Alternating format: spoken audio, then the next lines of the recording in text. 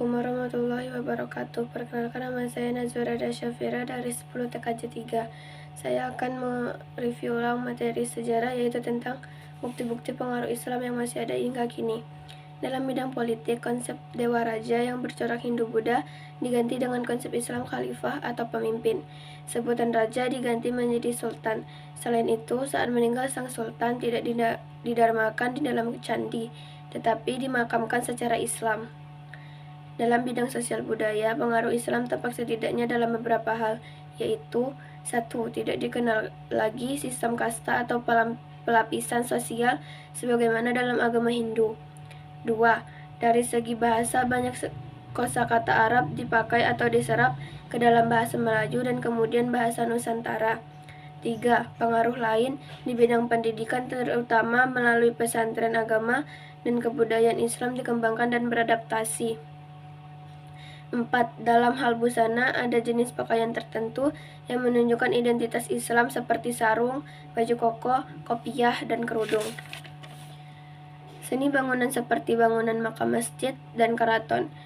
Makam kuno menunjukkan adanya akulturasi dengan bangunan pada masa Hindu-Buddha. Hal itu terlihat dari hal-hal berikut, yaitu 1. Atapnya tumpang atau bertingkat yang jumlahnya ganjil. 2. Posisi masjid agak tinggi dari permukaan tanah dan berundak. 3. Adanya serambi yang terdapat di depan atau di samping masjid. 4. Terdapat kolam atau parit di bagian depan atau di samping masjid yang digunakan sebagai tempat untuk mencuci kaki. Dalam bidang seni sastra, adapun pengaruh Arab dan Persia, pengaruh Persia berbentuk hikayat, yaitu kisah perseorangan yang diangkat dari tokoh-tokoh terkenal yang hidup pada masa itu, yaitu Hang Tuah, Panji Semirang, Bayan Budiman. Seni rupa pada seniman masa itu ada kalanya membuat ukiran binatang atau makhluk hidup lainnya yang bentuknya sudah disamarkan. Sebuah teknik yang lazim disebut stilisasi atau deformasi.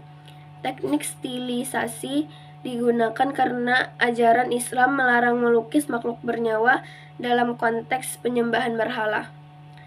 Sistem kalender pada masa Hindu-Buddha digunakan kalender dengan tahun suka. Pada masa Islam, sistem kalender atau peninggalan baru dengan sistem Hijriyah. Kalender Hijriyah diawali dengan bulan Muharram dan diakhiri dengan bulan Zulhijjah. Perhitungan 1 tahun adalah 12 kali siklus bulan yang berjumlah 364 hari, 8 jam, 48 menit, dan 36 detik. Itulah sebabnya kalender Islam 11 hari lebih pendek dibandingkan kalender Masehi. 1. Aksara. Akulturasi kebudayaan Indonesia dan Islam. Dalam hal aksara diwujudkan dengan berkembangnya tulisan Arab Melayu di Indonesia, yaitu tulisan Arab yang dipakai untuk menulis dalam bahasa Melayu. Tulisan Arab Melayu disebut dengan Arab Gundul. 2. Bidang sosial. Masyarakat Hindu-Buddha mengenal sistem kasta dengan masuknya agama dan kebudayaan Islam. Sistem kasta tersebut menghilang.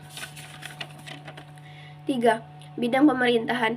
Dalam bidang pemerintahan terjadi proses akulturasi.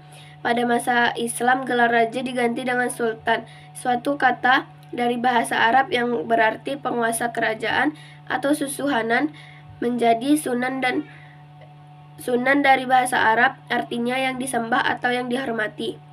Konsep dewa raja yang memandang raja sebagai titisan dewa diganti konsep sultan khalifah yang berarti pimpinan umat. 4. Bidang seni bangunan. Hal ini nyata. Misalnya, pada bangunan pemujaan terhadap arwah nenek moyang diwujudkan dengan bangunan pundan berundak. Pada masa Hindu-Buddha diwujudkan dalam bentuk candi. Sementara itu, pada makam Islam sering kita jumpai bangunan kijing atau jirat, yaitu bangunan makam yang terbuat dari tembok batu bata yang kadang-kadang disertai bangunan rumah atau cungkup di atasnya. Bidang seni rupa. Dalam ajaran Islam dilarang menggambar makhluk hidup dalam bentuk lukisan ataupun patung, apalagi melukiskan wujud Nabi Muhammad. Corak dan estetika di dunia Islam berupa gambar dekoratif abstrak. Sekian dari saya. Assalamualaikum warahmatullahi wabarakatuh.